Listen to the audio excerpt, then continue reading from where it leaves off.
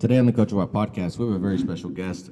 This coach has done a phenomenal job with building a program in a very small town in Kansas. And to be honest with you, to break down every accolade is going to be very difficult.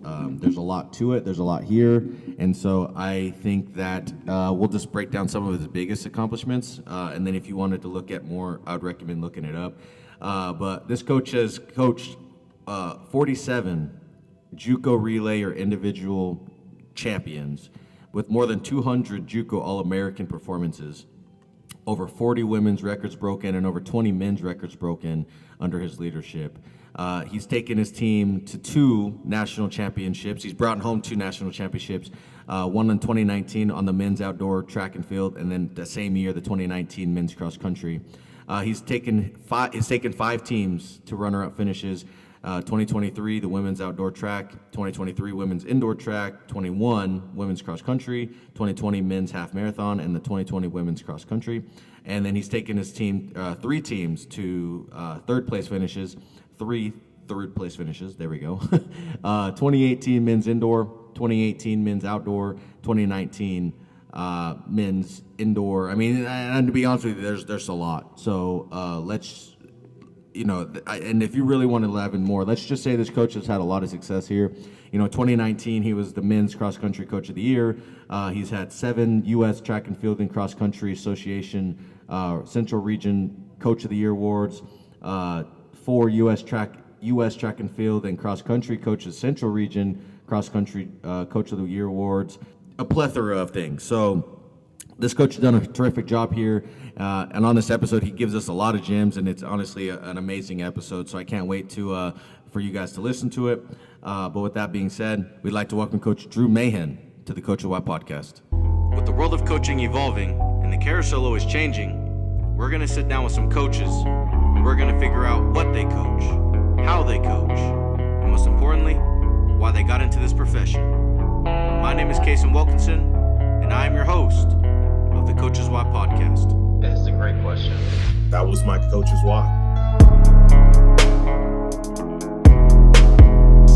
Welcome back to the Coach Why podcast, guys. We got Coach Drew Mahin from Cloud County joining the show today. We couldn't be more excited to have him join the show today. Coach is the track and field and cross country director as well up there. So he's running both departments over there for Cloud County up in Kansas. Correct? Mm-hmm. Yep, Concordia. I knew Kansas. it. Okay, I just wanted to make sure. I've heard a lot about Cloud, so I just wanted to make sure that I was correct. You're in the KJCAA. Oh no, what is it? What is your guys'? It's the KJCCC, but there's CCC. there's a lot of Cloud County Community College, then Colby Community College, Coffeyville Community College, Cowley Community College. So it gets pretty confusing pretty quick. But we are the KJCCC. That's the Kansas Jayhawk Conference. It's definitely one of the toughest in the country in all sports. So for sure, yeah, you guys are definitely, obviously football. I mean, just like you said, in general, your guys' sports up there is pretty good. And I can kind of jump ahead, but why is that? I mean, I know recruiting goes a long way. Obviously, recruiting is I've always been told, and I mean, obviously, I think it's also true. You're only as good as your recruiting class. Right. So, and I know development is there and you can develop, but I think at the 2-year level, obviously we have to kind of, we have a little bit less developmental time. So it's a little bit, it's a little bit more every year has to be right every year. But, obviously up there in Kansas, how are you guys getting, or maybe the history, but what has made the KJCCC so, progressively, nationally competitive, I guess, in terms of all of their, in your case, maybe cross country, but maybe some history of your conference and why it kind of got to where it is. yeah, the best analogy I can put is that there's more opportunities for developing all types of athletics, whether it's bowling, swimming, track and field, baseball, basketball, volleyball, anything and above. There's just so many opportunities. In Kansas, there's actually 40 college track and field programs, which is surprising for such a small population of 2.8 million people. But if you took 2.8 million people, that's the population of Dallas. So there's people that are left out of development because there's not enough colleges available in Dallas. We know that the talent is there, but kids are walking down the hallway and coaches are trying to recruit at the high school level, and there might be a starting roster that just never continued with the sport past freshman year. So when you go look at the Kansas Junior College Conference, we don't have a population that can sustain all of these schools and all of these sports, whether they're D1, D2, NAIA, JUCO. So we have to look elsewhere. So we have to recruit out of state. We have to have international type presences to fill out all these rosters from all these sports. But you have a wider breadth of opportunities for people to develop. There's a small school down by Wichita, Kansas, and they do an amazing job of developing talent because their middle school, they have 3 feeder middle schools that are all developing kids and keeping them out for sports. And then when they finally get to high school, there's more athletes that stay out for sports because they didn't get cut as a 7th grader. They didn't get cut as an 8th grader. They kept So them. if you continue that development over 3, 4, 5 years for a lot of athletes, you see some amazing things. And so that reputation has been with the KJCC since the 1950s, 60s. Cloud wasn't existing until the 70s. So we're late to the ball game, but our tradition of making people feel like family here has kept us very stable. But many of the other community colleges do the same thing. They have a lot of pride in that community. They have a lot of interest in seeing where those athletes go on beyond just the junior college level, whether they're future Olympians from track and field world from our conference. Every year at regionals, you're seeing future NCAA stars and future Olympians come out of here, whether they're from, Barton, Butler, Hutch, Dodge City, Colby, Garden, Cloud. It's amazing to see the development that happens here. And I think we just have some stability that other junior college pockets of the country do not have. There's 15 Kansas junior colleges. So I like to joke, if you have a Walmart, you're going to have a junior college. And when you have those small communities to support athletics and a education system, there's small class sizes. Problems don't last for weeks and months. They get solved in hours and days.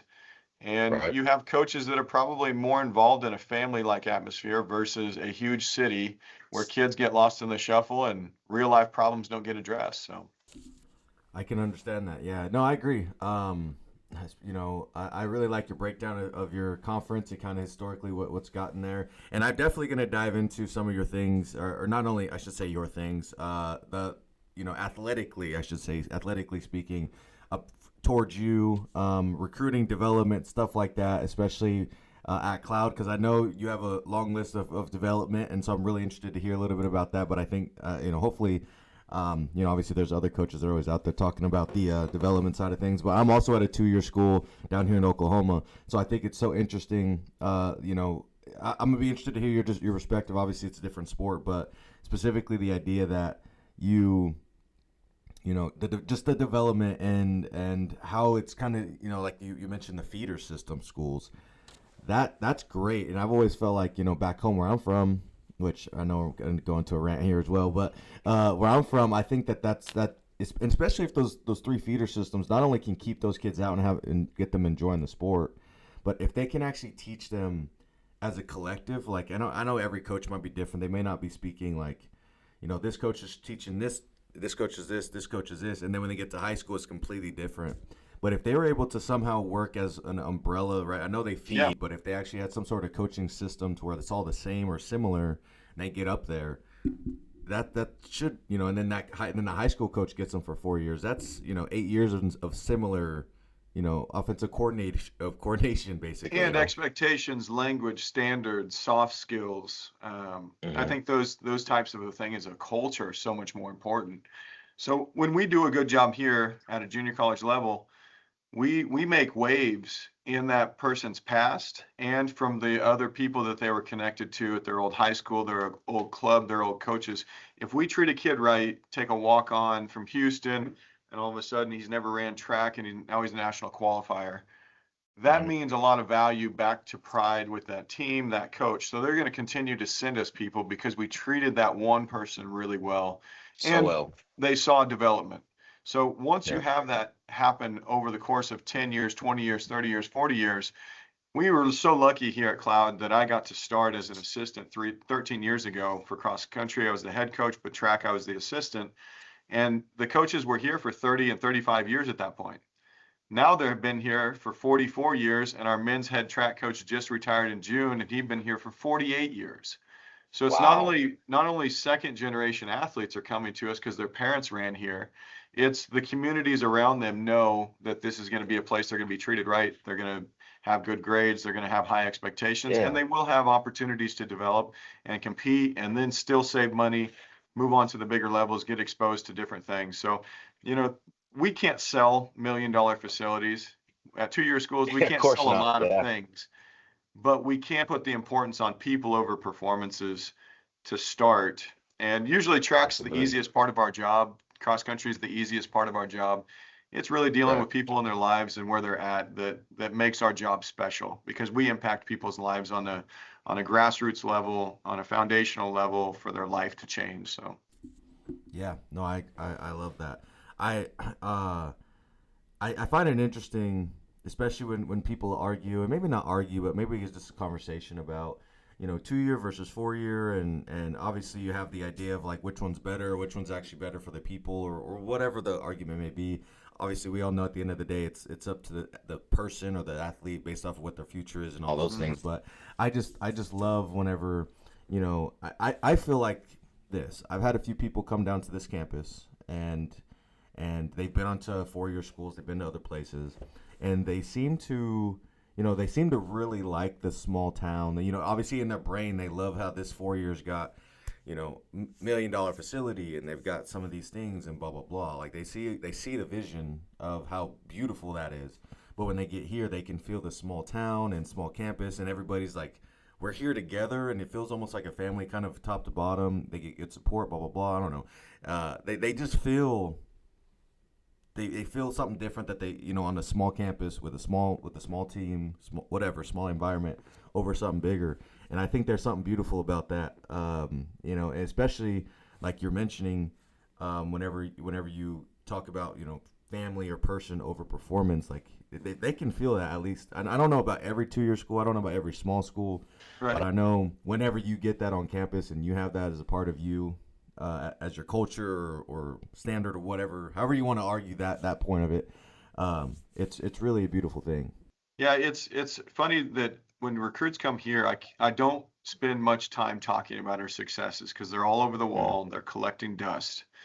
What I'm Yeah. talking about is the people that will constantly call us back for references or invite us to a wedding or want us Mm. still to be in their life because we made an impact.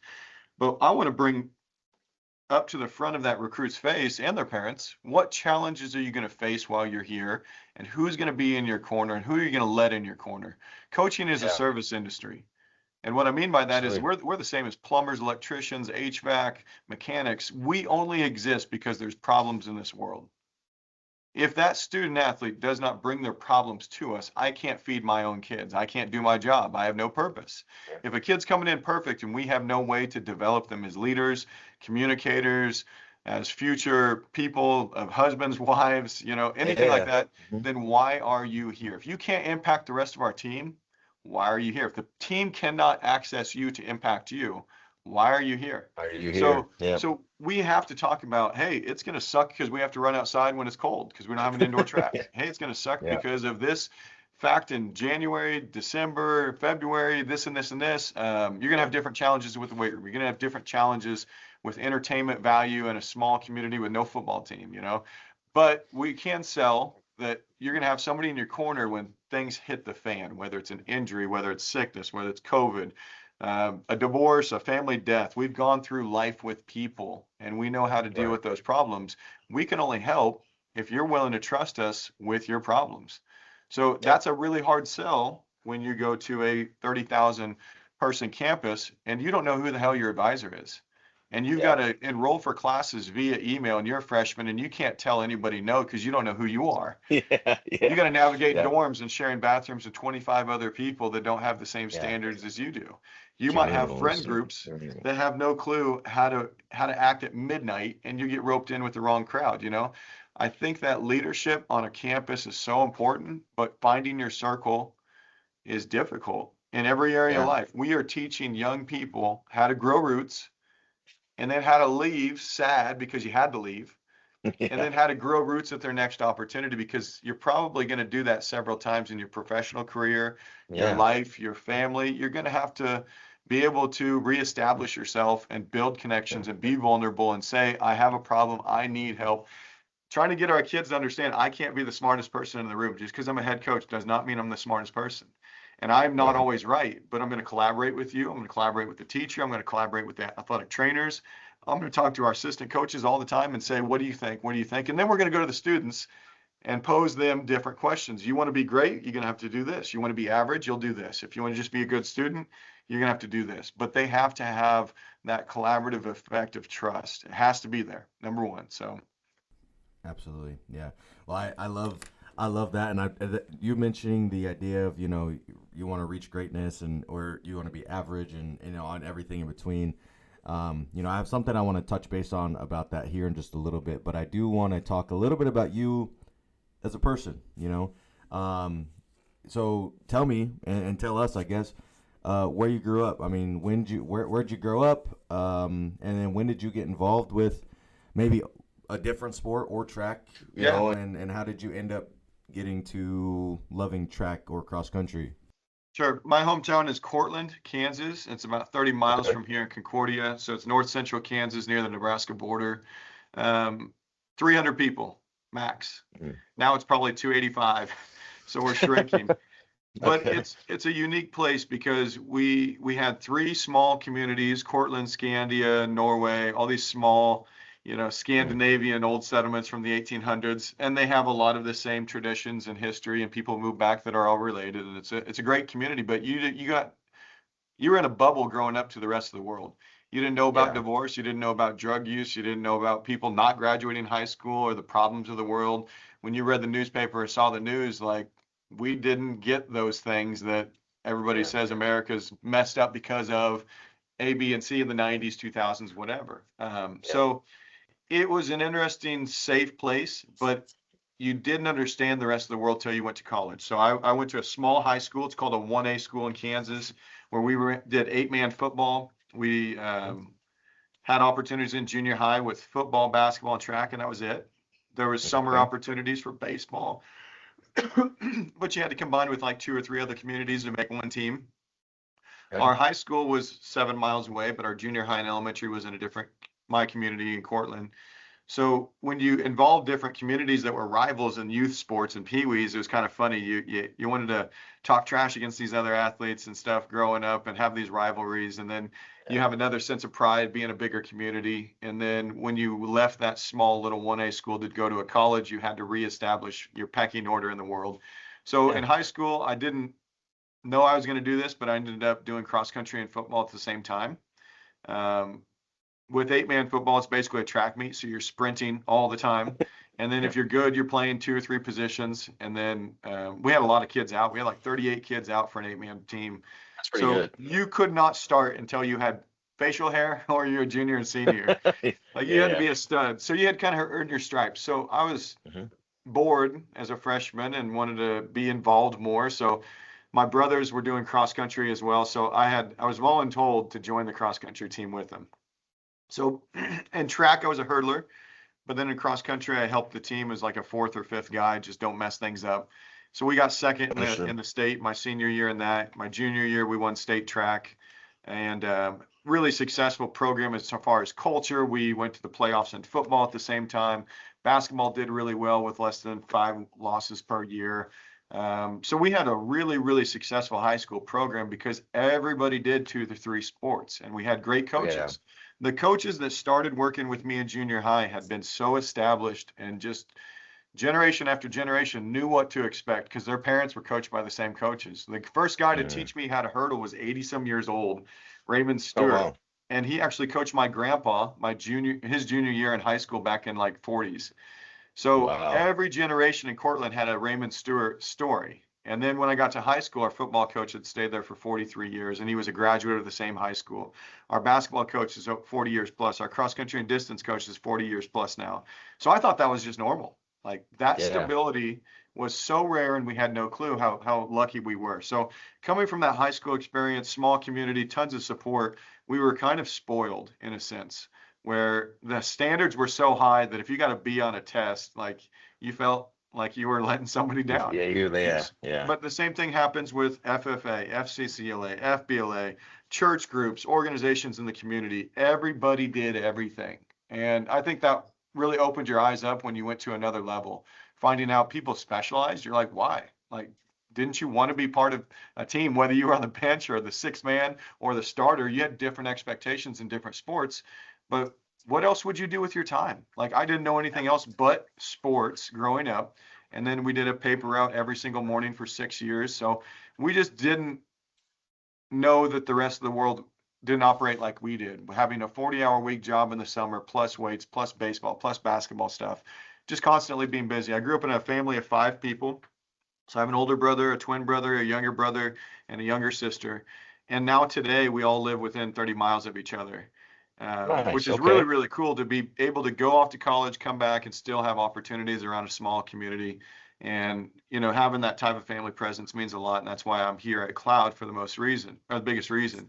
After high school, graduating, I went to Fort Hays State, floated around for 3 years, undecided, tried this, tried this, tried this, tried this. Said I was never going to go into teaching. Finally, I went in to my advisor and said, how do I graduate? Financial aid's telling me they're going to cut me off unless I pick a major. And they said, well, you got enough credits in social science. Why don't you go down that world? I'm like, okay, I don't hate it, but I'm not going to be a teacher. Can't be a teacher. That Yeah. summer, I ended up helping the youth track team in town called the Hayes Striders. And David Okay. Elaine Haberman out there in Hayes did an amazing job of connecting athletes. They start with about 100 kids in April and go through the summertime. They end up with about 20 or 30 that are really serious with AAU and USATF. I did that unpaid for like 3 years. And I thought that was the best Okay. job in the world.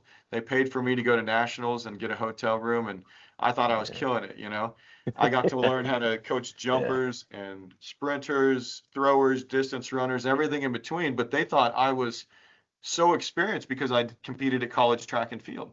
Well, I hadn't really lifted weights until I got to college. I hadn't learned about technique and motor skills and biomechanics and different things until I got to college. So Fort Hays State, I did mostly 400 hurdles. Found out really quickly that I was a hard worker, but not very talented. And over time, I started helping some of the other athletes that were around me, just like some technique things and hurdles. So when I graduated and finished my eligibility, I still had to do student teaching. So I asked the head coach at Fort Hays, can I stick around? Can I sweep the shot put ring? Can I film? Can I help at practice and just observe? I want to be a coach someday. He goes, you want to be a coach? And I was just kind of surprised that, like, yeah, I've been here long enough. You didn't know Yeah. that. So Yeah. that relationship with a coach evolved and changed. But what I realize now being a coach is I never put pressure on that coach to be better for me. I never put my expectations in that coach's mind saying, I want to be great, or I want these expectations to be put on me. So I never made that coach more accountable for me. So that relationship's really important for me now is I need Yeah. that athlete to tell me, where do you want to be? And I can help you get a guide to that level. So at Fort Hays, I think I took 3 years to score a point at the conference meet for the MIAA, and that meant a lot to me. But now looking back, I probably should have been told at some point, hey, you need to get more serious about this in freshman year, sophomore year, or you need to stop wasting your time and money and go get a job. Like, go be a coach if you want to be a coach. Go to get an internship. Go coach at a local junior high, high school. There's so many opportunities to develop in that career early on that I was not aware of until like year 5. So I did student teaching there in town at Thomas More Prep, a private Catholic school, and it was awesome. I got to be an assistant cross country coach, got to be the sprints and jumps coach for the track team. We got second for the women that year, broke a bunch of records, and just really found my passion for wanting to help everybody that was kind of stuck in between that not where they want to be or not developed yet, but then maybe trying new events as well. We always wanted to stretch kids into trying new things and developing, especially as being a leader and as freshmen through seniors. That's a special thing in high school. The freshmen are unrecognizable when they get to become seniors. That's the one area I think I miss being in the junior college level is you don't see that 4 years of development. But now today with the transfer portal, how often do you coach a kid for 4 years? Right. Even if you're at OU and you coach a kid that's a superstar and he's going to nationals freshman, sophomore years, there's a chance that kid might go pro. You know, you might only get him for 2 years, let alone an injury or something else or transfer portal. So the development of me going from no clue what I wanted to major into to settling for education and social studies and history to then getting student teaching done. I finally grew up about year 4, and I think most men do that. We're all idiots when we think about sports in college, and then all of a sudden our identity changes and we're like, man, I got to get a career out of this. Yeah, So yeah. I got to figure it out. my first high school coaching job was at Phillipsburg High School in Western Kansas, north of Hayes. It was Okay. about halfway between home and Hayes.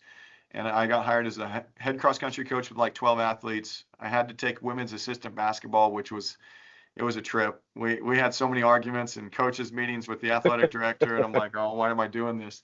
And I think I got hired for like $500 for a junior high assistant track coach. But then I floated to the high school and did a bunch of stuff with them, helping them all over places. That was an amazing year. We had a lot of success with all the teams there. We had a great group of seniors that I got to jump in and plug in and help them out. But a lot of lifelong connections got made there in that 1 year. And I thought I'd be there 8-10 years, see what happens, see if I can get closer to home, get a high school job. Never thought I'd be a high school coach. Me and my twin brother split right away. He went to Cloud here Okay. and did pole vault. He was going to go to KU eventually for a communications degree and wanted to save money. I just followed a girl and my older brother out at Hayes, and that didn't work out with the girl. So Okay. it's funny how things Okay. work out. Now they had an opening that summer that I was coaching high school, and somebody mentioned, hey, you might want to apply for this job. Well, I applied thinking, oh, it'd just be a way I can improve my interviewing skills and make connections and learn from some people. But there's no way they're going to freaking hire me. I've had 1 year of being a high school cross country coach, and that's the only year I've ever coached distance runners to that level.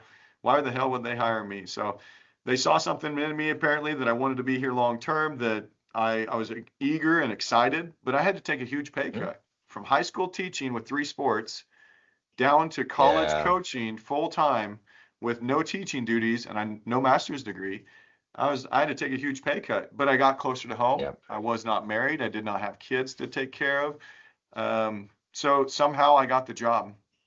And in July, I'm calling up Phillipsburg and being like, hey, I'm sorry. I took another job. I'm so sorry. Like, we're getting ready for the season. I felt like I let everybody down around me. So then reestablishing a culture at a junior college is so different from a high school because you already have that stuff embedded. You already have years and years of tradition. You know who the junior high kids are coming up. The parents are involved. So it's a completely different world, but it's opened up so many avenues for connecting with other high schools within Kansas, coaches in Oklahoma, Texas, Nebraska, Colorado, Missouri, whatever. Now the international piece is such a huge part of our world. Like, you can't compare them, but I still miss that high school world of having that community and that development and seeing that pride when they come home with a trophy, whether it's from league, regional, state. That's such a cool thing for high schools. But we are at a completely different level of development. The person has to be completely different in college than just being a natural athlete in high school. So that's a long story short about my time to get to Cloud, but that was 13 years ago. So I've been here at Cloud for 13 years. So it's just amazing to see myself grow and when I had no clue what I was getting into. Yeah. Well, I appreciate you you diving into yourself and talking, all about your original story and how you got there to here, 1 year of, really 1 year at the high school level to the college level, I think is kind of, probably the same thing if I was, in your spot. Like, I'm just doing this for experience essentially. And so it's really cool that they saw that in you and that they saw that opportunity, or I should say, not only the opportunity that you took whenever they presented itself, but also the idea of just, putting yourself out there to try. Yeah. And sometimes that's all it takes, sometimes you just have to put yourself out there and hope for it. And I think, like be you said willing earlier, to learn professional. from mistakes. Yeah. Yeah. Be willing to fall on your face and be okay with it. Because the people that learn the most are the ones that fail the most. Right. Yep. I agree with that. I put myself up, I was coaching high school for maybe 3 or 4 years, I think, total before I got the opportunity for this one. And, this one came about because another one fell through. I was getting I actually got offered because of the relationships I built from high school, trying to get kids out from high school to the next level, and I've said this a few times, the reason why I have connections the way I do, but I just had some really good connections that I built good relationships with when I was at high school level, trying to get kids out. And long story short, a coach called me last year and he was like, hey, do you want to come coach with me, coach the women's program? And I was like, Absolutely. That's a goal of mine, and ended up, getting hired on there for like 2 months, and the school ended up shutting down. So I was like, what do I do now? I turned down another offer that I had close to home for that one, and after that one, I applied for 2 or 3 others, and just for interview purposes, kind of same idea, didn't work out, and this one came about, and obviously I'm here. So I took the opportunity, and I kind of pivoted from what I thought was going to be it to where it is now, and so I guess I can appreciate the fact that you put yourself out there and now you're here, and I'm sure, which we might get into, we may not, but I'm sure it's been a blessing for you. I'm sure you love being at where you are. Obviously, if you don't love what you're doing, you're probably not going to be there for 13 years in today's capacity of opportunity and things like that. In junior college world, like 5 years is an eternity. That's a whole junior college career. And I try to tell our athletes that we're trying to get you better opportunities for where you can grow into after 2 years. So maybe that's the same truth with a lot of assistant coaches. If you have not improved your opportunities to either get a promotion or a raise after 2 years, what are you doing? What's your lifelong goal there? Maybe it's in education. Maybe it's going back and getting more credentials to teach. Maybe it's opening up doors in the weight room, strength and conditioning, other things. But if you're not improving your opportunities, what are you doing after 2 years? You haven't learned your craft and you haven't developed. Maybe that's a pressure we need to put on more people. But the junior college world, that's what's so special with us, is we've built relationships with people that have started in JUCO and now they're coaching the Adidas Pro Group, Lance Brahman, or you go with Coach Kane down at Florida State. He was a Barton guy and a Butler guy. You talk about Dennis Shavers at LSU, Pat Henry at Texas A&M. The list goes on and on and on. Mike Holloway started as a junior college athlete. Brooks Johnson was a junior college coach. All of these people had these same opportunities and they were hungry, and they kept climbing up these ladders. So you end up making some pretty special relationships, not only from coaches recruiting our athletes and learning from them, but also from high school coaches that might move up, the NAI coaches, D2 coaches, D1 coaches that are mid-major. They all move up, and as they move up, they remember those relationships and how they were treated coming in the door. I don't delete many emails. I try to respond to everything I can, because you never know where those connections can lead you to. Maybe it's a lost recruit that you treated right, but it wasn't the right time for them. They told a friend, hey, this person's going to be there for you, and that you probably need to develop with them, So the junior college is a special world. But again, if you can't be happy where your feet are, no matter where you're at, you're going to be seeking unfulfilled dreams. The stability in coaching is going to crush you, because there's a lot of issues with coaches, and people don't believe this, but the high stress environment, alcohol abuse, drug abuse, bad relationships, broken marriages, coaches sacrifice a lot, and they go through a lot of stress. I never had a clue what they were talking about until I got into this. And then you get married, and then you have kids, and then you're like, is it really worth it? So it cannot be my full identity, if that makes sense. Coaching cannot be my full identity. So I got a wall here full of family pictures and kids and stuff. So that's cool. You have to be able to be stable outside of this world in your profession in order to make it an impactful moment in time for all these athletes as well, because they need to see a productive adult outside of your profession too. Of course. So. Obviously, the student athletes, obviously they're here for a reason. They're doing what they're doing, but they have to have a life out of here too. And so if they see you living a healthy one, whether they, understand it at 18, 19, 20, or whatever age they may be, even at the 4-year level, they hopefully they can see that, at 22, 23. I think it's just good. Me and the men's coach here, we're the same age, and knew the same people, a lot of the same. We both were wrestlers, blah blah blah, around the same time. So they see us outside eating lunch or whatever together, and it's pretty cool that I think it's helpful for them to feel that, and it's beneficial and all that. So I appreciate that. So I guess you've talked about you just mentioned some challenges that coaches face.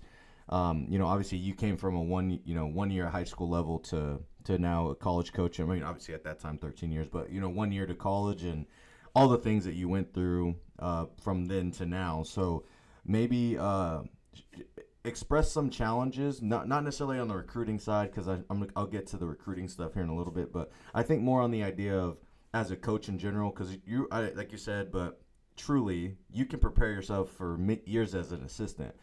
And I don't think you really are ready for a head coaching job at any level, whether it's middle school, high school, or college or whatever, until you have that title, right? So, Yep. what are some challenges that you have faced as a coach from year one to maybe year 13, or maybe even transition period, right, from high school to college, that you've had to overcome, and now you've either kind of understood and you've navigated through, or when that challenge comes up, you just know how to tackle it. Yep. I think having success early on, one of my first years here, we had an athlete named Bernard Ketter, and Okay. he ended up becoming an Olympic finalist for the United States in the steeplechase in 2021. But his first year here, he just wins all sorts of races. And I'm his coach. And it was a really neat collaborative effect because I'm telling him flat out, here's my limitations. I'm new to this college world. I'm not going to try to be the expert. I'm going to take what you're telling me and I'm going to find the experts around me and people around me I can learn from, but we're going to do this together.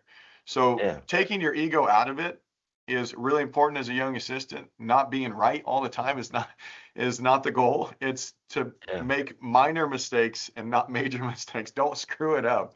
So I learned a lot from Bernard and just that communication level, but not everybody's got that trust coming in the door.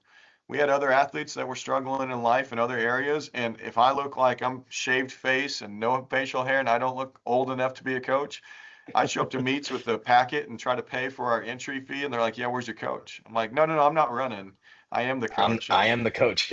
So, just that credibility within the school, administration, advisors, um, other coaches, trying to build credibility for why you're there and what you're doing and knowing that you have everything planned out. Early on, when you have success, it's easy to take away that humbleness and think, I've got it, I've got it, I've got it. Yeah. Well, every year you get humbled in different ways. And I think I took Absolutely. for granted the first couple of years of how hard it was to get certain talented kids and then keeping them healthy and developing them in the right way. Year 2 and 3 and 4, we really struggled in some areas, but then academically we did great. Athletically, we were not that good.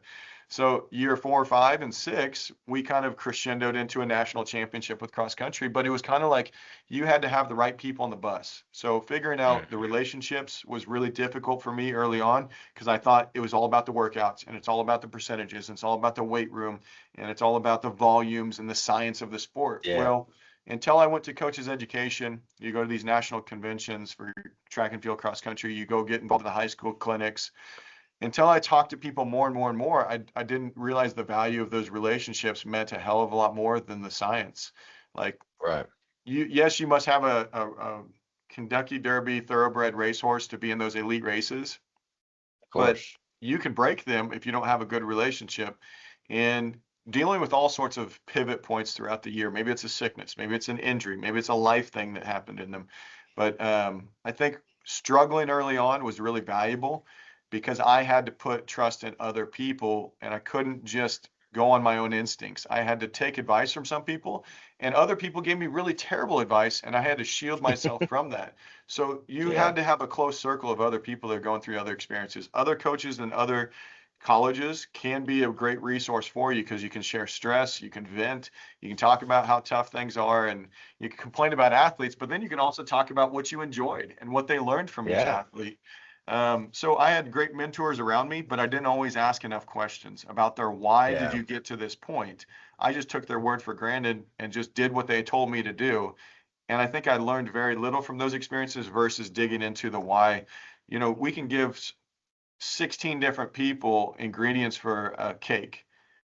And the way they make it and the processes that they go through could all be different, but the same ingredients. And so in coaching and life and athletics, it's not always about the plays. It's more complicated than that. It's more of an art in coaching versus just a science. So I think making a lot of Yeah. mistakes when you're young is good, but making them small mistakes. Getting into coaches education is probably the biggest change that I ever had because I never knew about all these things that developed in the 1920s, 1960s, 1980s, all the different technologies and the ways that Division I coaches work is not that much different than junior high coaches. There's probably really, really, really, really good coaches at junior high and high school that just love where they're at that could have been phenomenal people for Olympic level talent Right. too. So Yeah. And, you speak on, not the minor mistakes and things like that. And I know you're mentioning about, there's obviously sciences and all this stuff, but I think also at the end of the day, right, like you got to have a passion for this. You gotta truly love the grind of being a coach. Not only the things you mentioned earlier about the outside sources of it, but seasons are long, and I give track and cross country coaches truly tap on the, or whatever you want to call it, pat on the back or tip of the hat or whatever. And it's not because, and it's because of how long your seasons are, right? Like it's not just like obviously wrestling, we have a preseason, our seasons from October to March, and you have some off-season stuff, whatever. But cross country and those guys and ladies, they're running from August to November, I think, or maybe October, whatever your nationals is. I think it's November, and then you have maybe a few weeks off, maybe if that, and then you go directly into indoor, and that's until what, early February-ish, March. Somewhere in March there. 7th, and then we have maybe a week of spring break, and then outdoors. And so Then we're you busy go from August outdoor. to May, 10 months a year. Right. And the family dynamics of being gone that much. I think I added it on up early in my career when I was traveling a lot, recruiting, doing all sorts of stuff. And it was, out of 52 weekends, 28 were track and field related on a Saturday for sure. Some are Friday, and Yeah, we're right. home and back. But it was like 500 hours plus of overtime. And that's just August to May. So Yeah. that's not Not June, including July. whatever. So Yeah. it's a huge commitment, not only from you, but your family. Like there's a lot of, Right. I can't, I have track. I can't, I have Yeah. track. I can't go to that wedding. Sorry, I got track, or I got cross Yeah. country, or we got Saturday morning practice or whatever. So if you added it up, my role now is the director of cross country and track and field here. I oversee everything, but I can't coach everything. I'm one person. I can't coach the throwers, so we have a throws coach. Right. Now the distance, we have an assistant coach with Riley Cheney that was an athlete for us. Erica Brand does our throws. Coach Schmitz, who's been here for 44 years, still works heavily with the runners and the high jump. So we split up a lot of duties, but I've got to still be the end of the line when it comes to decisions on uniforms, money, hotels, all the scholarship questions, all the recruiting stuff. So you're coaching 6 sports: men's and women's cross country, men's and women's indoor, men's and women's outdoor. There's not a single other job in the history of athletics that has that many variables with weather, with equipment, with different groups of athletes, different cultures. We are the Cultures, most yeah, we are that's the a big most one. diverse sport in body types, in languages, in backgrounds, whether it's socioeconomic levels. We typically think of a college baseball team. Well, they all played travel ball, right? Or volleyball. They all had to do certain things in club to get noticed.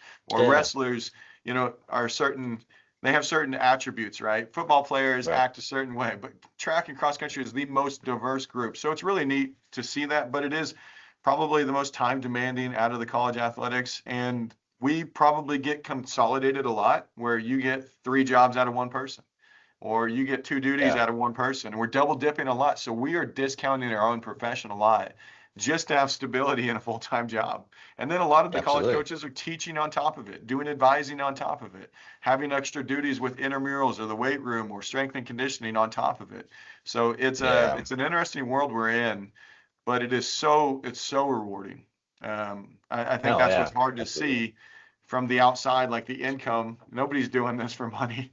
If you were I'd be long gone, so. Yeah, absolutely. And you mentioned, the idea of double dipping, and you guys have your hands in multiple different areas, basically, right? And giving your attention to different areas. And so, if we were to talk about development and things of that nature, right? Like, and I know I touched on it earlier, how you don't have 4 years to develop a kid at this level, right? You might get 3 if they redshirt or something, but really you're getting 2 to 3 tops. And so to not only get a kid directly from high school, but to then come here and be able to compete, you have I think, and that could be wrong, right? Obviously, I haven't truly coached at the 4-year level, and I haven't coached at the 4-year level, or I should say haven't. So I could be speaking, and if it is for any 4-year coaches out there, don't take it the wrong way. But I feel like as a 2-year coach, we have a little bit less opportunity to miss on recruiting, right? Because if you do have a one somewhat, maybe not good, but not as able to make that immediate impact, right? Like that might be a rough year or quote unquote worse year than in other aspects. So with that all being said, how do you get a high schooler, let's say they are freshmen, right? They come in to be, I don't know, 110 hurdles, or maybe it is cross country. And they come in, and I know in cross country you have like, I think you can, and I don't know if it's division or if it's all the same, but I think you get 5 or 6 at the national tournament, and then you get to like your highest 5 or whatever it is, whatever number it is. Your best 5 finishers basically are the ones counting your points, but you have the 1 or 2 subs or whatever the case is, right? So how do you get somebody? What I'm getting to is, how do you get somebody to come in as maybe that freshman in August, that's like, yeah, obviously I came here, I want to be your person, I want to be in the top 5, or I want to be the starter or whatever, but they're not there yet. And how do you develop them in that truly short period of time? You don't have 4 years. So how do you get them to show up and to develop them to where they can be that point scorer in whichever, infield, outdoor, or not infield, indoor, outdoor, or cross country for you guys by the time they're done? In our recruiting process, we give them a performance guide, and it's not as strict, you hit this number, you get scholarship. It's a performance guide to show them what traditional walk-ons can do to be somewhat competitive in the world we go in. So that might be like the top half of most of the meets we go to. We want them to be somewhat competitive coming in the door, but as a walk-on, you're going to have to earn your spot in terms of money later on, whether it's leadership skills, whether it's relays, trying to do events, decathlon, whatever. You're going to have to develop some way to be more valuable. Then we have what's called Region 6 is our conference level to score 1 point. We've done an average over the last 5 years, and it's a pretty high level. And then you have the next column, qualifying for nationals is a whole nother level. Then you're going to probably be worth scholarship day 1 coming in through the door. Then the next level beyond that is All-American. What's the average 8th place at nationals? Then the most extreme level, trying to get a full ride, you better win nationals. You better be on that competitive level to be a competitor in the top 2 or 3 spots at nationals. So given those ranges, that's kind of a starting spot for scholarship value. Now they can have a bigger value outside of that on our team, but maybe they're getting academic money, FAFSA, whatever else, other opportunities to keep our costs low. So that's a conversation starter. Where do you want to scare yourself with your goals? Where do you think you can develop? But you have to have context. Maybe they went to a high school that didn't have a facility. Maybe they were in a cold weather state and their sprints aren't possible until late April. Maybe they played 3 sports a year. Maybe they were injured their senior year. So realizing the guys change so much quicker than the girls due to hormones and body development and stuff. Girls are kind of done developing in certain areas. We have to have knowledge that we feel good about their question marks. We take more risks than any other coach, but we have more rewards because of that. So we took a flyer on a kid from Houston. He'd only done soccer his high school years in the spring. And in the fall, he ran cross country, and the cross country coach goes, he's fast, but I have no clue what kind of athlete he's going to be because he never went off track. He got here and he ran 47.5 in the 400 his first year ever doing track. That's unbelievable. That's qualifying time to nationals. Now he's going to get interest from other 4-year schools because his training age is like 1 year. Not 2 years, not 4 years, not 6 years. He is so new to the sports. 1. So we have good question marks on their ceiling. That's an important aspect in it. But how do you keep kids motivated? In junior college, we have such a wide range of success. You can have a success story from a walk-on. You can have a success story from a kid that scored 1 point at regionals when our team won a championship. You can have a success story from them qualifying for nationals as a freshman first year. You can have a success story as a sophomore just getting to the finals at nationals, getting onto the podium in one event. Then as they leave, they start setting their expectations a little higher. At Division I, the margin for victory and the margin for success is so small because there's so many extremely high level athletes. At Division II, the window is so small for that success. NAI, it's getting tougher. But junior college, I feel like we have so much of a wider range of success stories because we have a bigger variety of athletes. So yes, you might have an Olympian up here at the top in the future. And then you might have this kid that just came out from volleyball and just wants to join another competitive sport just to try it. Maybe they've never done javelin and they want to pick it up and try it out. So it's a neat world where you can find success in 15 different ways at our level versus the 2 or 3 identifiers for success at a D2. And plus the cost is so low that we can take so many more athletes that are in unique situations. If we are an out-of-state cost of like $10,000 to $12,000, a lot of people can afford to be here and bet on themselves for development. Every year we have between 6 to 10 walk-on guys. And every year, at least half of those guys end up getting on scholarship at the next year for us, or we end up finding them a home on scholarship somewhere else. if they want to stay in the sport, they can find success, but you have to frame it in a positive way. Sometimes it's Right. less about performance and it's more about, hey, how did you prepare in this process-driven goal versus the data-driven goals? Hey, we got you good grades and you're healthy finally. You never were healthy in high school. That's a win. That's a success for today. Coach Schmitz does a great job of talking to our team about winning the day, and it can mean something Mhm. different than a PR, than just a statistic in the weight room, just a statistic on the track. It doesn't tell the whole story. Your best race of your life could be when you ran sub PR, because maybe you had to fight conditions or through an injury Right. or adversity that day. Maybe you were sick for 2 days and you stepped up for the team, or maybe you jumped on a relay you're not used to. So we have all sorts of stories and success stories about that, where people extended themselves past their own beliefs and they bought into team goals and some bigger opportunities. So I think that's what's really unique in our sport. I can't have a bad day as a coach, because if we take Yeah. 45 athletes to a meet, somebody's going to PR and somebody's going to have a good day. Good. As an athlete, can you frame success in a way that isn't predicated on just a PR? It gets harder and Yeah. harder to develop and then to see those gains every week. If you're only happy with a PR, you're going to be very upset in college, because 90% of the times. season is not your best race ever. So Absolutely, yeah. I would agree with that. Yeah, and you know, if you guys don't know Coach here, you know, he's and I don't know, we haven't really talked about like your success or whatever, but you know, I think up to last year, I was reading how you had like 200 plus All Americans that you've coached in your time frame here, right? And I think it said something about like um, I can't remember. It was like 20 different women's records and 40 different men's or something like that. It might have been not that high, but anyways, you've had a lot of success with individuals there to find you know, success, like you said. So it might not be always, you know, some of these All-American performances, they might not have had a great season, you know, or so. They might not, they've had their obviously ups and downs.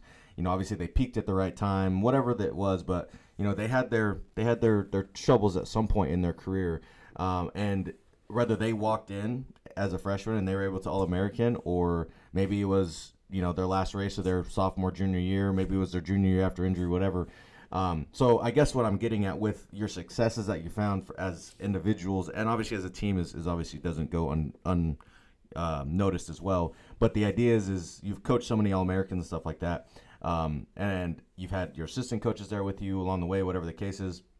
Is that more of a recruiting thing that you felt like you guys have done a good job of bringing in just people who can come in and compete right away? Obviously, there's still development that's there, but do you think that part of it is just the talent you bring in as recruiting classes, or is it mainly more of like you guys have a really good development with all of your coaches and you guys have kind of figured out a good sauce for how to get people to peak? I mean, what is it that you feel like has been the recipe for? I know on your under your name it shows all this. I know it wasn't just you, right? You have a whole staff here, but the idea is like and I can appreciate you understanding, you know, obviously like you said, you had to take the ego away. It's under your name, obviously under your umbrella, but your coaches are probably just as, if not more important than anything else you're going to face, is having good coaches around you.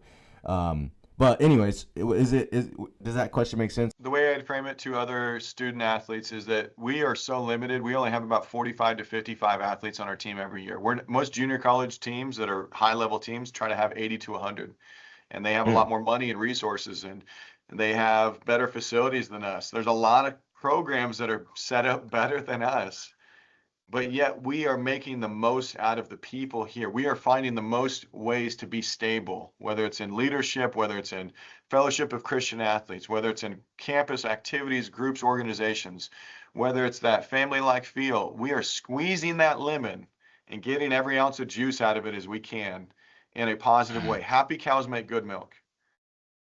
If you Very can't fair. make it Very through true. life here in Concordia, Kansas, and be bored and not have stuff, like, then we Yeah. can work with you. We want to eliminate so many things from your life that are not helpful. So we want to chisel you away and find out the most productive things in your day and keep those the main thing. I can look up on our wall and we have 101 national champions up here on the wall. Every one of them has a unique story of how they had to change events, change their ways of training, change the way they recovered, slept, communicated, way they had to be a student. We have a guy on the wall that got a bronze medal in the Olympics, Rajinder Campbell. through his time here at Cloud, he was never an All-American, never scored a point at nationals. And he took a Really? bronze medal in the Olympics from a Division II school, Missouri Southern, after us.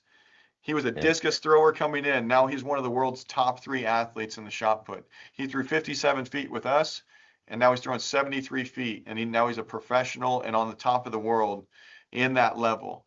But he had to grow as a person and as a student here for us to help him grow and be stable leaving. He had 4 bad meets his whole life with us, right? In 2 years, he had 4 bad meets. At nationals, he fouled some, didn't make it to finals, had a subpar meet, but he was still successful enough to get opportunities to get recruited. Then at Missouri Southern, that coach did an amazing job, and he still trains with him even as a professional, of building those connections and that stability and keeping that fire going. So the story doesn't end with us. It starts with us, and hopefully we are the tide that raises all ships. Hopefully everybody who's on our team is better because of their experiences here. And setting those expectations higher, I think that's probably the secret to the sauce. Has nothing to do with our weight room progressions. It's being able to read people and see when today's a bad day to try something new, to see when today's a good day to push their buttons and get a little bit more out of them.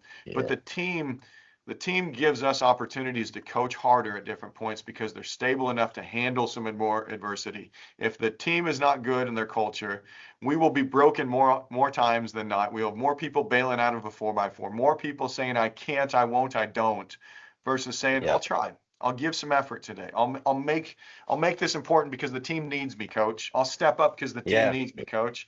In an individual sport, because that's what cross country and track is in a whole. Your results are yours. Your lane is yours. Nobody's on the runway when you are. Nobody's in the discus ring when you are. How do you make them feel a culture and a social guilt for the bad things, but a social upheaval, uplifting moments for all the good things? Like, we have to celebrate people's growth in some area, and we have to celebrate the challenges too, and we have to be wrong as coaches sometimes to make the group move forward and say, hey, I own this. Well, this messed up, but we're not going to let this happen again because I own this. I can take all the blame, and I can give out all the credit. As a good coaching staff, we want to do that all the time. But I think with Cloud, just the reason that we've had so much stability is not just the coaching staff, but the community around us. It's the expectations around us that you will communicate, you will deal with problems, you will address challenges. And we kind of encourage that, whether it's advisors, teachers, their RAs in the dorms, the community members we have around us. Like, we want everybody to be successful, and there's enough pie for everybody. That's what's so cool about our sport too. It's not a complaining and whining about playing time and stats anymore. Like, everybody eats, and everybody can go to meets, and everybody can compete. But it's not about you versus me. I can have a bad meet or a good meet and still celebrate somebody else's success too. So that's wrestling's kind of the same way. Not to compare the two, but it's an individual sport. But at the same time, we can't win a national title or be successful as the team without individuals performing, right? And so it's a beautiful thing, and having to figure out how to get everybody selfish level. Everybody has to be a little bit selfish, but at the same time, how do we put that together healthy to make a good team, right? And so understanding your kids and understanding how they work and where their mentalities are, and obviously you being a little bit different, right? Like, you're coaching men and women, and your coaches are as well. So like knowing who to talk to, how to talk to, blah blah blah within each genders can be hard too for some people. So finding that healthy mix or that good mix is important. And so I agree with that 100%. Now, as you're talking about, and I'll just touch briefly on this, kind of about the recruiting side of things. I always find it interesting to see how people just move through theirs. Everybody kind of has their own different things they're searching for and stuff. So there's I guess there's 2 things that, maybe 3. We'll stay with 3, I think, on this. So one of them is international, right? Like every JUCO, and actually really most schools in general, have their own kind of laws or regulations of, some schools like to go international, some don't, right? But I think my question is more on the level of, when you first walked into Cloud, you may or may not have had an international presence, prior to you. You might have had a few, but you might not have the relationships, obviously, right? Being a first-year coach. So over the last 10, 12, 13 years, you've obviously developed that. So I guess my question for you, it's kind of a 2 pieces. One, the internationals, like, how are you finding them? And like, and maybe just in general, how are you finding your recruits as a whole? Like, and that's a great thing I think about. Sorry, got sidetracked here, but about track and cross country and stuff is and throws is you have numbers, right? Like you can literally look up, and I don't know about you guys, you may not have it, but you can look up like D1, D2, and all the sanctions. Like this is the national qualifying times, and you can kind of see those things, right? So when you come to recruiting, which I know you mentioned earlier, when you do, you kind of talk about this for numbers purposes, scholarship, walk on, stuff like that. But long story short, how are you finding them? And what are you looking for when it comes to these athletes? Is it their numbers? Is it a personality? Is it both? And how are you getting them to, which success helps. I mean, you winning stuff helps people want to be interested anyways. But with or without the winning as part of the conversation, how are you getting people to be interested and or commit to cloud based off of the people and maybe the things that you're looking for when it comes to your athletes? Yeah, and the big misconception with all junior college recruiting is thinking that people are feeding you. That might be true at other junior colleges for football purposes. An SEC school has to place a kid and they get them back, whatever. Yeah. We are not lucky enough to be in that world where one or two institutions Mhm. is just feeding us recruits left and right and they're getting them back. I would like to say that maybe we're getting the B and C and D type rated recruits, but we're developing more of those athletes, or we are open like a 7-Eleven at the right times. Some schools like to Okay. use all their money in June and July. By then, that's all gone, and they won't bring anybody in January. But we've been lucky enough to get the right kids in January every year that have made huge impacts at the national level and NCAA levels later on. It's important that we have some of that flexibility because we don't have unlimited funds. We are, I Yeah. would say, like if you had a junior college rules thrown out there, maybe we have a 50% funding rate and you have to pick your poisons. You cannot be elite 10 guys deep in the sprints and elite 10 guys deep in the distance and 10 guys deep in the throws. In junior college, we're limited to 3 athletes per event at regionals and 3 athletes per event at nationals if they qualify for nationals. So why would Mm. you have 5 or 6 guys on your team and 3 of them not even go to nationals or regionals and compete in that event? So you're trying to get at least 2 or 3 deep in each event, similar to wrestling, I'm sure, where you want at least 1 or Yep. 2 in every weight class. So we Mhm. try to build our roster on the pieces we feel like we can develop the best. We're doing really good things in the technical events with the throws, the jumps, the hurdles, the decathlon, the pole vault. The distance events, you can see a lot more development over time because you have almost 10 to 12 months a year to train. We are seeing less development out of the 100 and 200, for example. But then we kind of flipped that script on our head. We were not a women's distance or women's sprints dominant program with so much depth. We have 1 or 2 that every year that are really elite, but we don't have a group of 10 behind them because our scholarship dollars run out. So our last girl, Right. as a freshman last year, she won the 60 and the 200 and the 100 and the 200 and 4x4 and 4x4. She left her freshman year being a 6-time national champion. It's That's unbelievable. She ran crazy. 11.18 That's in the cool. 100, but she's one of one. We don't have 6 girls behind her at that same Y- level. So we're Right. unique where we're going to have a pocket trying to cover different events, but then they have to also be able to bridge to a relay. Yeah. So since we're limited in funds, since we're limited in spots, we have 20 track and field spots we can give out dollars to in junior college. There's 10 spots that you can give out dollars to in cross country. So that's a 30-person total for scholarship opportunities. With our school, we have not gone over 21 to 23 getting funds because the money's gone, essentially. Yeah. Yeah. So we have girls that come out from volleyball. We have some girls that come out from basketball to be dual sport athletes. That helps a lot in depth, helps a lot in Of team course. culture. The guys have not had that, but we have had a lot more walk-ons on the guys' side because there's more men out there that are still figuring things out and taking chances on themselves. So it's a unique world. You got to pick your poisons. Every college does that. Barton Hmm. does it, Butler does it, Hutch does it. They have to pick which events are going to be priority for us and which events we're just going to say, we're going to take a walk-on guy to fill that spot versus a scholarship kid. But we revolve in our cycling of recruiting so quickly. I have to spend 6 to 8 months recruiting a Kansas kid that lives within 30 miles to convince them this is a great opportunity because they're our hardest recruiting job. They don't Yeah. look up The to in-state ones. Cloud County and say, that's my dream school. They look at K-State and say, how do I get there? Then when they get the ugly truth saying I can't meet those standards, or I can't afford it, or I still want to compete, but I can't do it there, then they take a look at us. So we spend a lot more time recruiting our local Kansas kids, mostly small community kids that we see as a good transition to us. But Yeah. they're here for many different reasons, whether it's nursing, wind energy, education. But the biggest problem we see is they all have 20, 30 credits of high school credit racked up. Maybe we are only Yeah. valuable for them academically 1 year unless they change their major. So you get an athletic development piece that we can help them with, a financing piece we can help them with, but then academics don't mash up. So you got to find the right Yeah. pieces. The easiest recruiting job we've ever had is answering a few emails from an international athlete. Because as long as they're in the Wow. US, they're so excited for that opportunity. And there's Yeah. honestly more attention to the United States because of these scholarships, because international students have less barriers to entry with cost, English proficiency scores for junior college. The graduation from high school is basically the huge part, and then you have an opportunity. So Yeah. Instagram, Twitter, Facebook made our world explode back in 2010, 2013, around that timeline. The access to athletes is so much easier internationally, when before you had to know a contact who knew a coach, Yeah. who Very trusted true. somebody that was doing time trials Yeah. that would feed you. So the access was limited.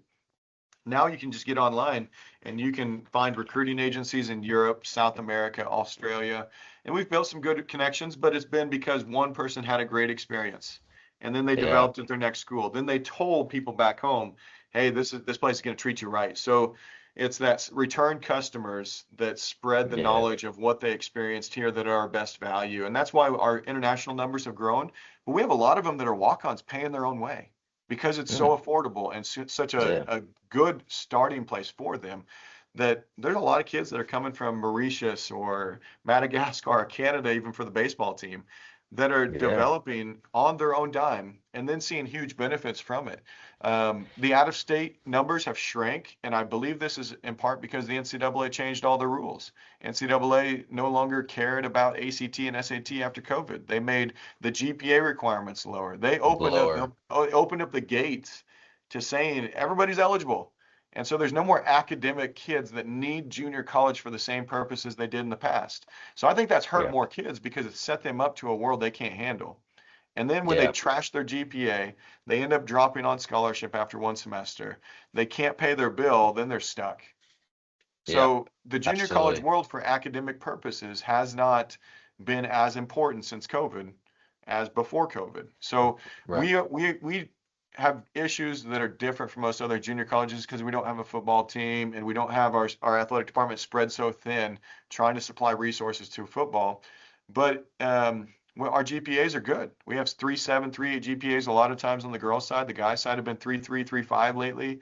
So we're mitigating some academic issues by getting the right people that want to be here. Maybe they weren't great students in high school, but they get to the right major, they get the right leadership with an advisor. We are on their butts about academics and study halls and different things, and they do develop into good students as their time progresses here. So I think that's important, that you gotta know who you're coaching before they get here. So Yeah. it's difficult to sure. go through an admissions process by yourself. I understand. So what we do is we contact recruits. We say, if you're interested, ball's in your court.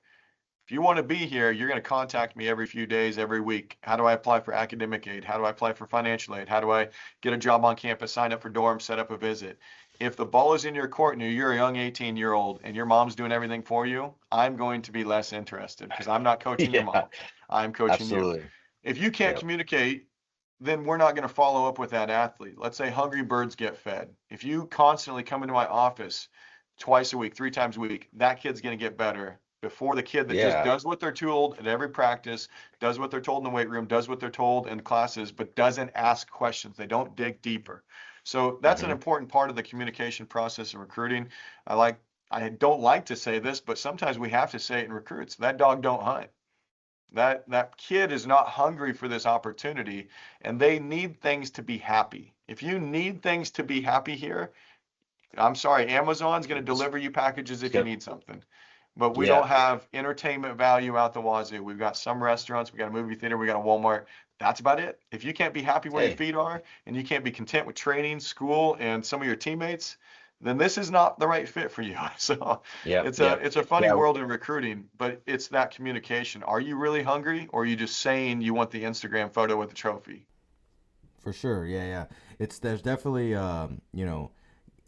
and that's the thing too is I think at the beginning of all recruiting is just you know I don't know. I spend a lot of time on the phone, Mike, with Mike when it comes to recruiting and stuff, and uh, trying to figure out if they fit our culture, fit what we're trying to build, things like that. But also, I think letting them know, trying to get a feel for them because I might be recruiting somebody from, you know, a big city, right? And then I'm like, hey, yeah, we're a small school with 9,000 people. We got a Walmart and outdoor stuff. You have to drive 30 minutes to a town that's if you want that stuff, you have to drive 20, 30 minutes to this town, which obviously if you want Target and all the nice restaurants we got, but you're gonna, and letting them know up front, like, hey, you're not gonna get, OU or Kansas State or a KU feel, because you're not. But we can provide this, right? And just letting them know up front, and I think if you're honest with them up front, which obviously you are, right? It sounds like you are, and obviously when they show up there, if you say, yeah, we're this and we're not, right? It goes to show a bad repertoire, and you're not going to build what you've built there by doing that. So, Roster never visit before they come here to school, which is Oh, insane wow. because they have a lot of That faith is. in us as people. 2 or 3 Zoom calls, maybe a virtual tour, but that's so much blind faith going into Yep. people over facilities, people over the weight room, people over the classroom in the dorm. So it's a lot of that relationship building that's a priority for us. We're in a lucky position too that we have good connections with coaches that want to come to our campus to recruit, whether they're from SEC, Pac-12, Big Ten schools. We've probably had 12 different colleges come on our campus since August, and many of them were high-level, schools, Yeah. and they're taking a flight, driving 3 hours from Kansas City just to spend a few hours here, and then they discover, hey, who's this kid? They look really good. Yeah. Who's this guy? You didn't tell me about this one. Is this a freshman? Who's this? So the doors get opened up in different ways. When we go to meets, we're competing against D1s, D2s, NAIs, JUCOs. So you have a chance to be evaluated while evaluating other schools as well. You see how a coach interacts with another athlete. If they drop a baton, are they screaming at them, or are they picking them up and giving them a hug, saying, let's get it back next event? Our athletes get a weird opportunity to be in that world before they're in that world.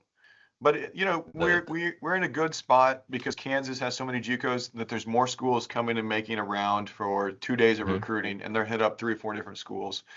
You don't get that that type of recruiting at the high school level anymore. Sadly, because the performances are so high and the expectations are so high that coaches will get fired by recruiting freshmen now versus transfers. Especially in football and basketball. There's coaches that will not go to high school MMYB tournaments anymore because they need the transfer that can handle academics, life on their own, wiping their own butt, doing their own laundry. They need the kid that's stable as a 19-year-old, 20-year-old, not the one that doesn't know north from south when they get onto a campus. Right. It took me 2 weeks to learn how to pay a parking ticket in college. Do you want me as a freshman, or do you want somebody with the same stats that's proven they can handle college and academics and life on their own and relationships in a college setting? Like, you want the stability. So that's why our kids are attractive for a lot of people. They've proven they can handle it at the college level. Now we don't even know what's going to happen with eligibility. It could be this crazy world where JUCO years don't matter. And I don't know how that'll work. It'll just probably continue to hurt the high school kids. So I hope that we're just a stable place for people to land, no matter what their story is. Maybe they trashed their GPAs. Maybe they had a bad experience in high school. Maybe they need development, but they're going to have to change here. You cannot grow here without some type of sacrifice and pain and leaving your old self behind. So I think that's a piece of college athletics that is disappearing, is there's no more development. It's buying the product you had advertised. It's can you produce what you said you could? And if you don't, we've got problems. Absolutely, yeah. Well, I appreciate that. I've probably like 2 to 5 questions left. 2 of them, they're real quick. The last ones are obviously the fun ones, the real deep, coach philosophy ones that I love to do. But I guess the second, or I guess one of them is, you've talked about, and I know it's not directing towards the 2-year school stuff, but the transfer portal. But I guess the quick question is you've mentioned it earlier, like you had a freshman girl who was like a 6-time national champ with all her events and stuff, right? And possibly between the 2 or 3 different seasons. So my question is, I guess in her regards it would be indoor and outdoor, but anyways, have you found it difficult to keep that type of talent as a freshman around for her sophomore year? In regards to, like in football at a 4-year school, if a freshman or sophomore quarterback goes out and throws for 6,000 yards and is, one of the best D2 quarterbacks that they've ever seen, or whatever the case is, they're really productive. They might enter the transfer portal, so they get an extra year or two at a D1 or higher. So I guess in the same regards, are you finding, or have you found it difficult to keep that freshman who's killing it to stay for year 2, or do you find it that they are ready to say, I've had 1 year here, I'm ready to go?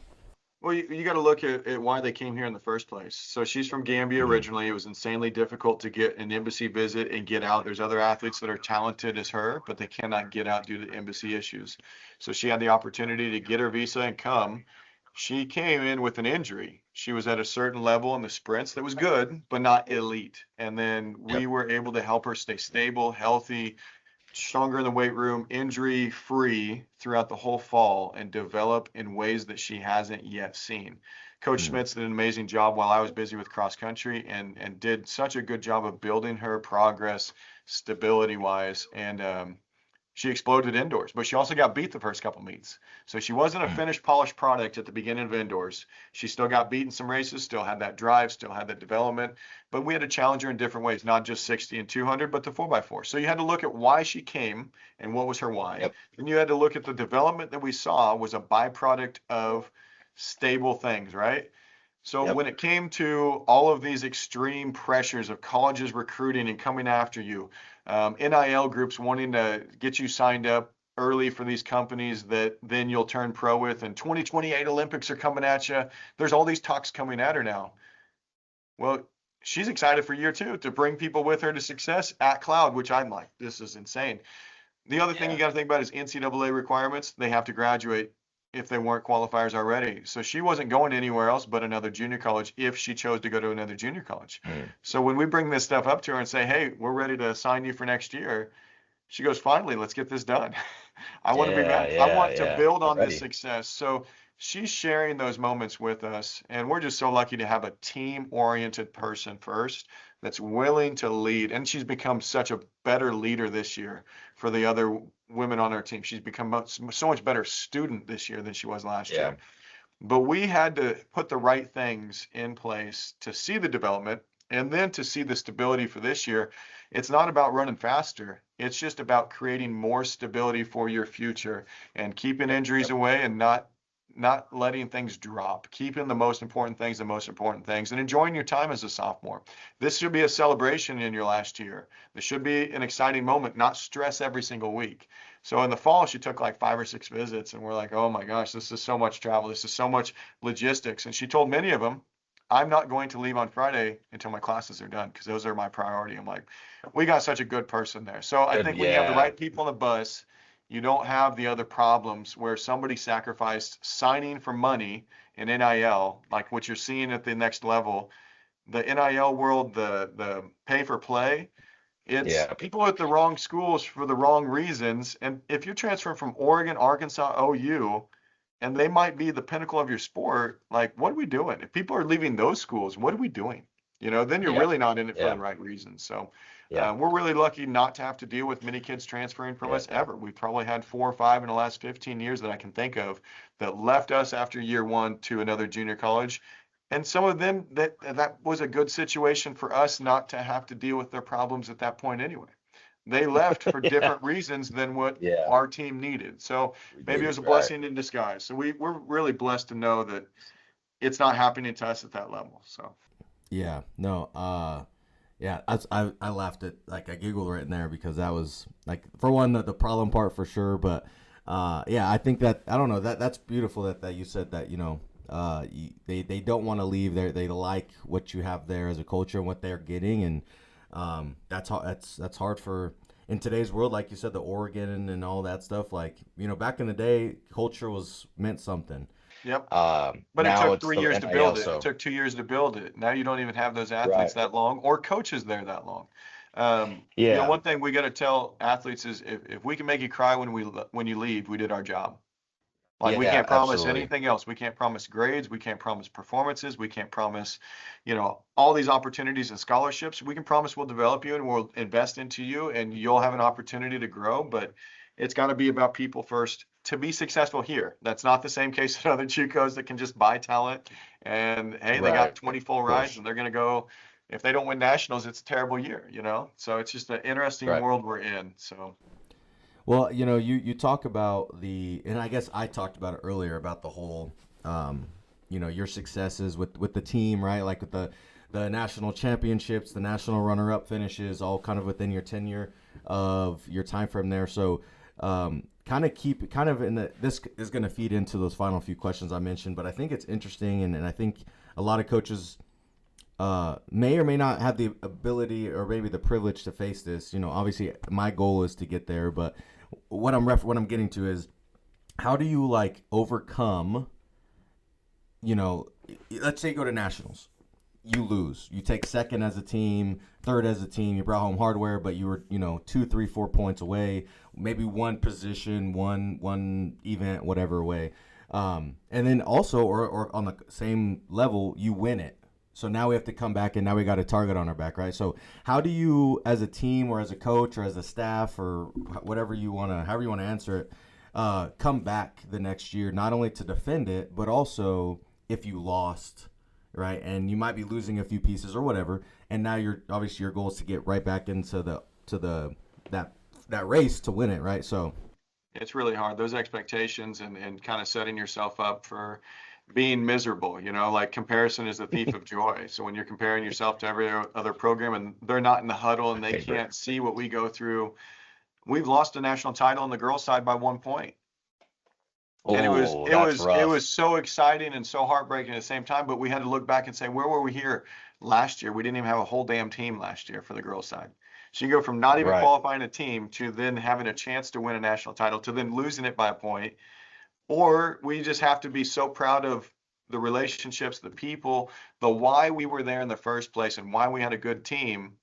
We were celebrating those things. We had an end of the year team party with that group, and it was a really fun thing to see every experience saying, I was this as a freshman, I am this now, and I'm so grateful for it. I'm so happy I have these people in the support system. And that was after COVID. So, we go from the highs and lows, but if you're not proud of the development of where you were at this time last year, where were you at as senior year, then why are you doing this? So you got to be Right. happy with whatever happens. The trophies will not matter in time. They're great, but they will not matter in time. It's the development that has to be there as who you are versus what you did. We won a national Yep. title, ranked third coming in, and due to a disqualification, we ended up winning a national title at the last event for our men's team. Like nobody saw that coming, and when it came, it's Yeah. just like, oh my goodness, like Yeah. I can't believe this happened. It's not supposed to happen. We did it. We did it. We did it. But recruiting became a hell of a lot more difficult after that because you got people attracted to you for the wrong reasons. It's like those Right. neon lights will attract mosquitoes, flies, moths.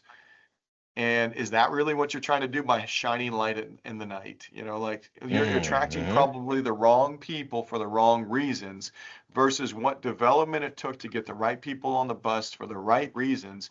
So you had to do a better job of recruiting, sifting through the Right. Right. profiles and sifting through the conversations of a kid thinking, I go there because they get rings versus I go there because they develop people. Those are completely Mm-hmm. different scenarios in Yeah. coaching. And I didn't realize that until we went through it. So it became harder on the guys' side to recruit for a few years because of attention that wasn't necessarily good. And I think it's Nick Saban that says, don't eat the rat poison. Don't listen to the press when they tell you Yeah. you're great. Don't buy into all the social media BS when people are pumping you up. You're never as good as you think and you're never as bad as you think. Having That as you development think. on Yeah. both sides is important. So speaking of development on both sides, how do you build that culture? And this, I'm gonna have it as a two-parter. You can answer it however you want, but I usually ask this question: how do you develop? How do you build a culture on the level of buy-in and mindset? And then also, how do you build a successful program on the level of wins? And how you sustain that? So on our beginning of the year, we have a first meeting and we talk about team policies and standards and Mhm. following code of conduct, academic practices, injuries, competitions, transportation, all these different things that are just like, standards you have to follow. Right. The three basic questions we have for our team is, can I trust my athletes / coaches? Are they committed to excellence? Do they care about the team? Like, those are pretty simple. If you can answer those questions and align with other people around you and share those values with other people around you, all the rest is figure outable. You can use AI and Google and books, and you can use all statistics that you can show in science to show that what you're doing is right for that person. But if they can't answer those three questions and be aligned with our team, then it separates the people that really want to be here for the right reasons versus the ones that have no clue what they're doing. If you don't have a thought of why you're here, then we can't help you. Like, this is not the right program for you. So Right. you got to weed your garden before it grows. Every coach and every parent, every leader has to solve problems that don't exist yet. And if you're not forward thinking about, if they can't handle stress now, how the hell are they going to handle finals and outdoor nationals that happens every single year in May? It's the same week. How are you going to Yeah. handle communicating with a teacher to move a test? How are you going to handle getting fired from a job because it's not your fault and you get laid off? How are you going to handle adversities that get thrown your way if you cannot communicate? So we say that the same athletes that show up late, that are not prepared to study, that are not showing up to class ready to learn, showing up to practice ready to train, if you're not preparing yourself, how are we going to trust you with that baton or that pressure moment in finals of a regional championship when we need you? The little things are the Right. big things. And so we are constantly talking about this through the fall, through the preseason meetings, through the first meetings of our first practices.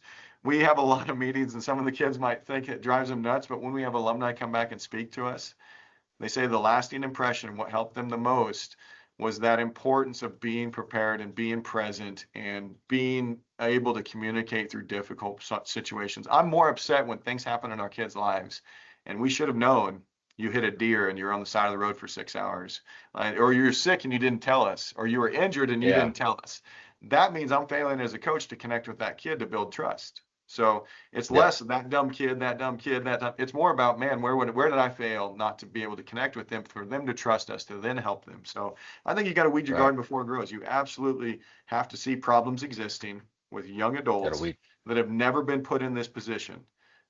So we have to help them look 6 months ahead, look 3 months down the road, look 2 weeks down the road, and make Christmas come once a year. This is really important. Do we want 110% every single practice? No, not really, because you can't control things going 90 miles an hour versus going the speed limit and controlling Yeah. what we do in practices. There's a purpose for everything we do, but are you present when it's happening? So I love it. that's kind of a nutshell of how we operate. And I think our coaches do a good job of making that important. The way you communicate and present yourself is probably more important than the 2 or 3 reps you had that day. But if you do the Yeah. right things and you study the right way and you show up the right way and you're prepared the right way, then you give value to everything you do. Everything you do grows in value. So Absolutely. So then, here's my final question for you on this philosophy. I have a few fun questions to end it. They're pretty quick, your fun ones, but here's the last one. Here's my favorite one. It's, why do you do this? What's your coach's why? I think going back to maybe a junior high experience or high school experience when a coach maybe limited you and seeing that impact in a negative way. I was told in maybe a certain sport, you're not the star. Don't worry about that. You just need to pass the ball, or you can't do this. It's like Yeah. that coach has the chance to make one performance feel like you won an Olympic medal, but they also have a chance to make you feel like dirt. And Yeah. it's those two extremes where you're really living. You're living in extreme excitement, or you're living in like this pit of your stomach, you want to throw up because you let your team down kind of Down. situations. Those social guilts or the social impact of a team is so important. They help lift me up in my difficult moments, and they help me bring myself down and humble me when I thought I was something special. So I think that's the power of a coach, is to be able to stretch people and grow people. But you see things long in a young person's future that they don't see in themselves. That's why I coach, is because Right. I was that athlete that craves somebody to kick my butt and tell me when I'm doing wrong to correct me. I wanted that, but I didn't necessarily get it from coaches. as I became a coach, I realized the athlete needs to put pressure on me to make me a better coach for them. I had a lot of athletes tell me their goals, and I'm like, oh my God, I've never coached somebody at that level. I've never helped somebody get to that goal. So I've got to rely on other people to help me grow as well. If that athlete does not challenge me in a positive way, why am I here?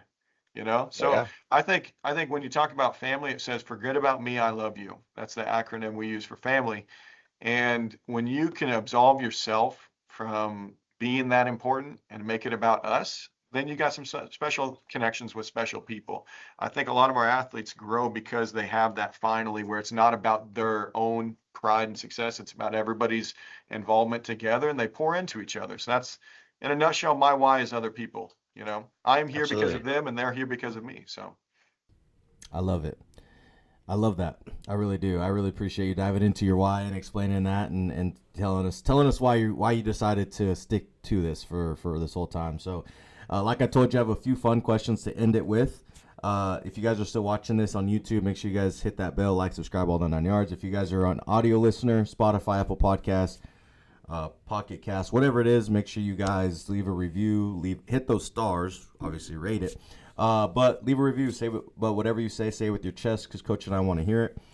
Here's the fun one, Coach, or fun questions. One, now that you're the director, right, you're kind of over everything, so now you can maybe be still a little bit biased, but hey, you might be able to answer this. What's your favorite event to coach/watch? Oh, that's a hard one. Like, I was a hurdler in high school, so I appreciate helping hurdlers because I struggled a lot and I was an ugly hurdler. I think probably some of the most complicated events in track and field are like pole vault, hammer throw, and triple jump. I probably enjoy coaching triple jump more than some of the other events I've helped with, because I had to learn so much to understand it. But I don't coach the hammer throw, but I can watch it and go, that looks extremely dangerous, but it's also graceful, and it's also powerful and kind of insane, and they look like they're going to throw up out of the ring. But I think those three events are probably the most interesting to watch in track and field. I think a lot of coaches can say that. The 100, you got talented people that just execute, and they make it look easy, but it's probably not. Distance runners, I appreciate them for different reasons, but more so on the mental side of things. But I think those most complicated events that coaches do a good job and athletes do a good job of making it look so graceful and beautiful. It's insanely difficult to do some of the athletic feats that we help athletes do, but that's why they're special. So, absolutely, yeah. What's your favorite, or maybe the best event that you've been to as a coach and or as an athlete, when it comes to whether it's a college event, whether it's an international event, a world event, it doesn't matter. What's the best event you've been to in person, and why? We went up to the 2022 World Championships in Eugene, Oregon. One of our former athletes, Bernard Ketter, was competing there in the steeplechase.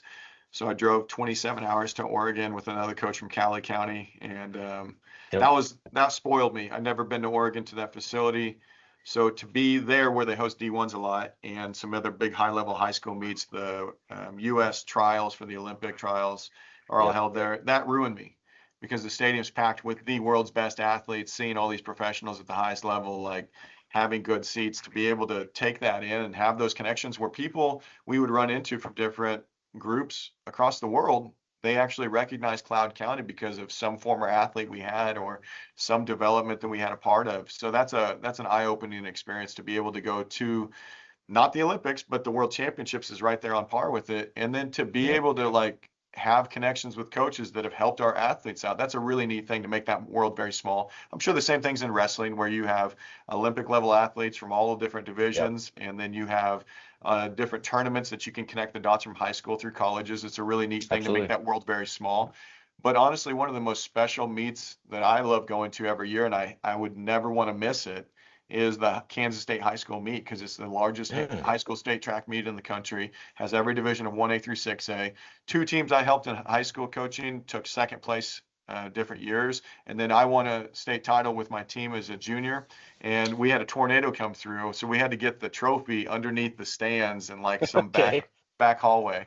And so those have some really, really special moments for me and the recruits that we have. We get to share some of that with them, being there, seeing the family, seeing the former alumni that now coach at the Kansas high school level. So that's 1A through 6A. From my little town that didn't even have a track, we ran on grass and asphalt, to the 6As, 5As, the state's best athletes, and all the spectators there in one weekend. And so you get a chance to kind of feel the biggest pressure. I've never been to a college competition with that many fans in the stands compared to that one high school meet. So that's a meet I will always go back to, and always kind of like it's like my coaching Christmas. I get to meet up with all these different people that have great connections with me and good experiences with me. Last year when we went down there, I think there was 40 plus state records broken because the wind was less than that 2.0 meters per second. It was beautiful weather. You had great competition through all these prelims and finals. So it's like every other event, there was a state record broken. So that was a really cool event to be able to watch. But I think that meet is just so special for so many people in this area. Absolutely. No, that's awesome. I like it. Okay. So then my final question for you, probably the hottest question there is to ask. At least I think so. I'm gonna let you answer it. What state produces the best high school cross country? Let's say distance runners. What state produces the best high school distance runners? And then let's say on the opposite side, what state produces the best high school sprinters, throwers? Right? Kind of. We'll do it in those. We'll say three. We'll say distance runners, sprinters, and throwers. What's your argument for the best state that produces those three? Maybe at the top end level, I don't know if we're just biased because of location, but you got to go with altitude and high school athletes that are doing amazing things on the national scene and recruiting. Is probably Colorado or Utah. I think Colorado at the top end tier. Maybe they don't have the depth because of altitude. It's tough to run really fast track times, but their cross country kids are unbelievable when they come down to altitude and run. Whether it's 14-minute guys or girls running 16-minute in cross country, it's been pretty awesome. Kansas has put up a few recently, like on the girls' side. We've been pretty elite for a few handful of girls, but Colorado's probably one of the best. We got to go with Texas on the sprints, just with the depth. It's insane just in the Dallas region, Houston region. It's just insane to see how many kids don't go to the state meet that will then later on be All-Americans at various levels from JUCO, NEI, D2, D1, and will still get huge recruiting opportunities in the Pac-12, SEC, but they didn't even make the state meet. That's how much depth there is and how much elite coaching is done at the high school club level for the sprints. Jumps and throws is kind of unique because I think Louisiana has some of the best athletes that are technical athletes too. So we see a lot of development in those at the high school level that's like, that kid did this in high school, 7'2", and then he long jump 25 feet and triple jump 50 feet or javelin 200 plus feet. But honestly, Kansas, for having such a small population, we have some of the best technical events in the country year in and year out, whether it's a javelin or pole vault, kids going 17, 18 feet. Jumpers, we've had kids going 7'3", 7'4" in high school recently. The Big Ten champ was from Sterling, Kansas. Now he's in Nebraska. We had 4 All-Americans from small little high schools at the D1 level, all high jumpers at that Olympic trials type level, which is really cool. So I think a lot of coaches in small schools are doing a really amazing job in the technical events. Maybe they don't have the pure athletes, but they're coaching them up in some of those events. It's pretty awesome to see. That's awesome. Hell yeah. Okay. But Coach, I appreciate you going into and diving into everything. Hopefully you guys are listening. I enjoyed that one. Coach, I appreciate you jumping on here today. It was a really good episode, so I appreciate it. Yep. Thanks for your time. Hopefully when you talk to us in the future that something else has developed and changed and we've learned our ways of, how to do our job a little bit better. We're still growing and changing just like all these other athletes we're working with. So absolutely. Yeah. I'd love to get you back on here at some point in the future for sure. Talk a little bit more X's and O's. I have a second one, my thought process when it comes to the second time you're on here is maybe some X's and O's. I know not everybody wants to give up their sauce to like success, but definitely more of just like, maybe behind the scene questions behind, more in-depth coaching about the sport and stuff like that. But regardless, yeah, it would be sick to have you back on here. I think it'd be really good, and I'm sure there's some coaches out there that would really appreciate that. So we will absolutely plan that. Appreciate your time and good luck for your team this season too. I appreciate that, man. Thank you so much, and thank you guys for listening to this episode. And we'll see you guys on the next one. And with that being said, we'll see you guys Holy smokes. I don't know why I did that to you guys. I just messed up the outro. That's the first time in a long time for you guys. We'll see you guys next time. You guys have a good one. Peace. That's crazy. I have not messed up an outro in a long time.